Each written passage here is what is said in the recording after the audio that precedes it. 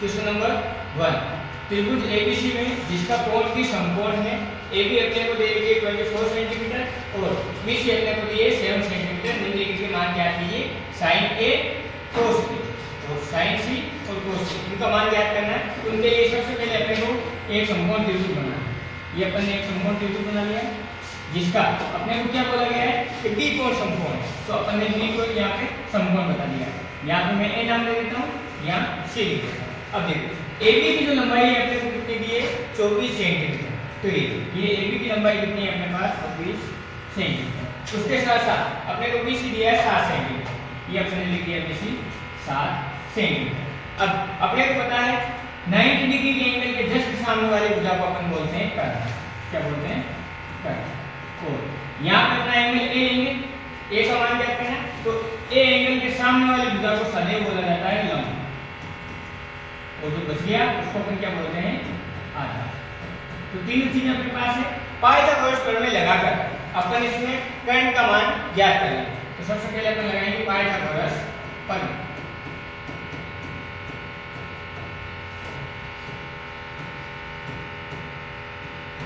Pythagoras प्रमेय में अपने को कर्ण का मान ज्ञात करना है।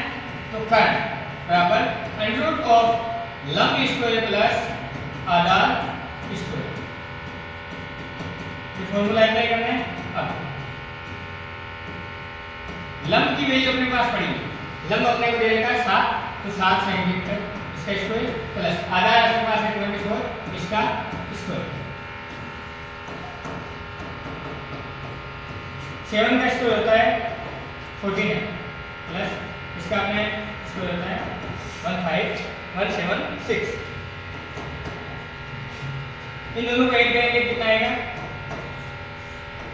6 to 5 और 6 to 5 का अंडर रूट अपन ने ज्ञात करना सीखा का है 25 सेंटीमीटर। तो कर्ण की वैल्यू अपने पास क्या आ गई 25 सेंटीमीटर।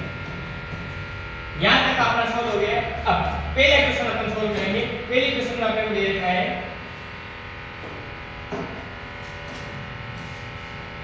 जो अपना पहला क्वेश्चन है उसमें इसने पूछ रखा है sin A और cos B। इसका मान अपन अगर याद करेंगे तो sin के लिए अपने फॉर्मूला पढ़ रखा है लंब बटे कर्ण। लाल बटा कर्ता अपन पढ़ के आए लाल बटे कर्ता। इस फॉर्मूले से अपने पता है पहला जो मान होता है वो sin का होता है, दूसरा cos का, तीसरा tan का। तो sin के लिए और cos का अपने मान होता है आधार बटे कर्ण। तो ये आधार बटे कर्ण। लंब की वैल्यू अपने पास पड़ी है 7 और कर्ण की वैल्यू अपने पास है 25। इधर आधार की वैल्यू अपने पास है 24 और कर्ण की वैल्यू 25। इस प्रकार पहला पार्ट अपना सॉल्व हुआ। अब दूसरे पार्ट के लिए अपने पास है sin C और cos C। sin C cos C diagram होगा वही रहेगा। तो अपन एक बार डायग्राम वापस से बना लेते हैं।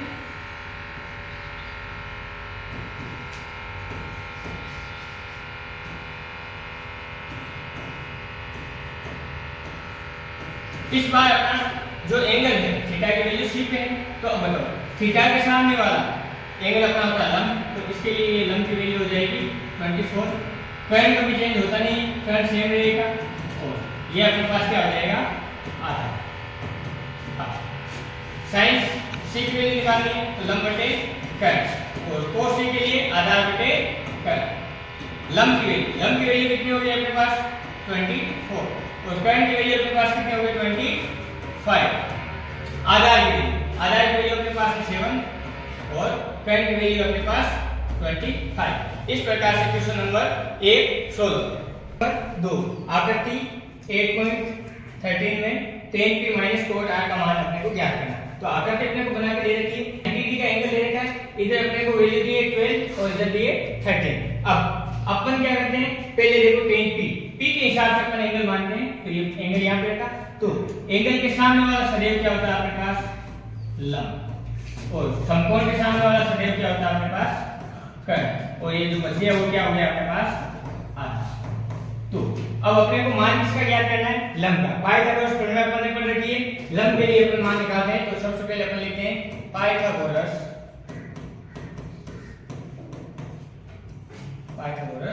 प्रमेय। और पाइथागोरस प्रमेय लंब के लिए निकालेंगे तो लंब बराबर होता है पाइथागोरस प्रमेय में अंडर रूट ऑफ कर्ण स्क्वायर माइनस आधार स्क्वायर।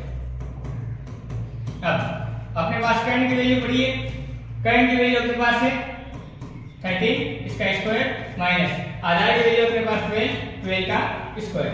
अब 13 का स्क्वायर आप सभी को याद है वो होता है 169 और 12 का स्क्वायर होता है 144। अब इसको इसमें से अपन माइनस करेंगे तो कितना बचेगा 25 और 25 का अपने पास अंडर रूट जो होता है वो होता है अपने पास 5। तो अपने पास लंब की वैल्यू आ गई है 5, यहाँ पे लिख लेते हैं लंब की वैल्यू 5। अब अपन 10p की वैल्यू निकाल लेते हैं। 10p की वैल्यू निकालेंगे अपन लाल बटा कक्का से। लाल बटा कक्का क्या बोलता है अपने को, लंब बटा कर्ण जो होता है साइन की वैल्यू, आधार बटा कर्ण जो होता है अपने कोस की वैल्यू और लंब बटे आधार जो होता है अपने पास tan की वैल्यू होती है। तो tan की जगह अपन रखते हैं लंब बटे आधार। अब लंब की वैल्यू कितनी आ गई अपने पास 5, आधार की वैल्यू अपने पास कितनी है 12। ये अपन ने tan पे निकाल लिया है। अब अपने को निकालना है cot r, क्योंकि cot r की भी वैल्यू चाहिए। अब cot r को निकालेंगे तो cot r के लिए अपने को एंगल चेंज करना पड़ेगा। एंगल अपन रखेंगे यहाँ पे। तो अब r के सामने वाली जो साइड होती है वो सदैव क्या होती है, लंब होती है।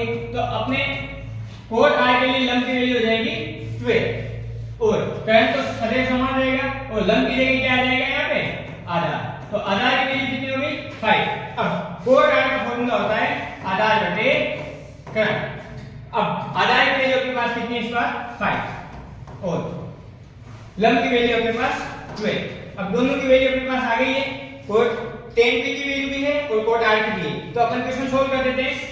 वापस एक बार के लिए क्वेश्चन लिखते हैं tan p minus cot r। tan p की वैल्यू अपन ने निकाली है 5/12 और cot r की भी वैल्यू अपने पास क्या है 5/12। अब देखो ये सेम संख्या आपस में करके क्या हो जाएगा 0। इस प्रकार अपना क्वेश्चन नंबर 2 भी सोल्व हो जाता है। अब चलते हैं अपने क्वेश्चन नंबर 3 पे। अपना क्वेश्चन नंबर 3 है यदि sin a बराबर में 3/4 तो cos a और tan a का मान अपने को ज्ञात करना है। तो sin a निकालना है, उसके लिए अपन सबसे पहले डायग्राम बनाते हैं थोड़ा सा और समकोण त्रिभुज के बारे में अपन पढ़ते आ रहे हैं। तो ये यहाँ पे भी रख देते हैं, यहाँ a और यहाँ पे c। अपने को पता है जो अपना एंगल a होता है, a के सामने वाली भुजा को अपन सदैव बोलते हैं लंब।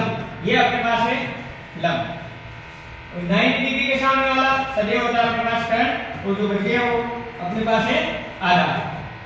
तो तीनों चीजें अपन ने लिख दी। अब पहले अपने को क्वेश्चन में दे रखा है sin a = 3/4। तो लाल बटा कक्का से अपन जानते हैं, लाल बटा कक्का इससे अपन जानते हैं ये किसकी वैल्यू है, लंब और कर्ण की। तो इसके सामने लिख देते हैं लंब बटे कर्ण। तो लंब की वैल्यू अपने पास 3 और कर्ण की वैल्यू अपने पास 4। अब अपने को निकालना क्या है आधार। आधार निकल जाएगा तो अपन cos a और tan a की वैल्यू ज्ञात कर लेंगे। तो अब सबसे पहले अपन लगाएंगे पाइथागोरस प्रमेय। पाइथागोरस प्रमेय से अपने को मान निकालना आधार का। तो आधार के लिए अपना फॉर्मूला होता है आधार बराबर अंडर रूट ऑफ कर्ण स्क्वायर माइनस लंब स्क्वायर। अब कर्ण की वैल्यू अपने पास पड़ी है, कर्ण की वैल्यू अपने पास है 4 का स्क्वायर माइनस लंब की वैल्यू अपने पास है 3 का स्क्वायर।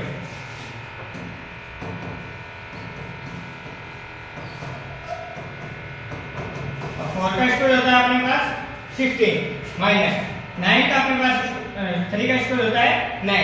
अब 16 में से 9 जाएगा तो अंडर रूट के 7 और अपने को पता है अंडर रूट 7 की वैल्यू अंडर रूट 7 होती है। तो अपन आधार की वैल्यू अपने पास क्या आ गई है अंडर रूट के 7। तो यहाँ से अपन आधार की जगह लिख देंगे अंडर रूट 7। अब अपने को क्वेश्चन में बोला है इसने कि cos a और tan a की वैल्यू ज्ञात करनी है। तो मैं यहाँ पे लिखता हूँ cos a, यहाँ लिखता हूँ tan a।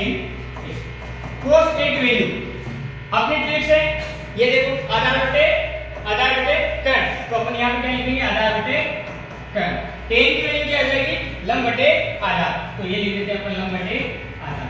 तो अपने पास कर्ण की आधार की वैल्यू कितनी है देखो, ये रहा अपने पास आधार अपन ज्ञात करके हैं अंडर रूट 7 और कर्ण अपने पास पहले से दे रखा है 4। तो अपन लिख देते हैं 4। अब लंब की वैल्यू भी अपने को दे रखी है 3, तो अपन यहाँ पे लिख देते हैं 3 अपॉन में आधार की वैल्यू अपने पास √7। इस प्रकार अपना क्वेश्चन नंबर 3 सोल्व हो गया।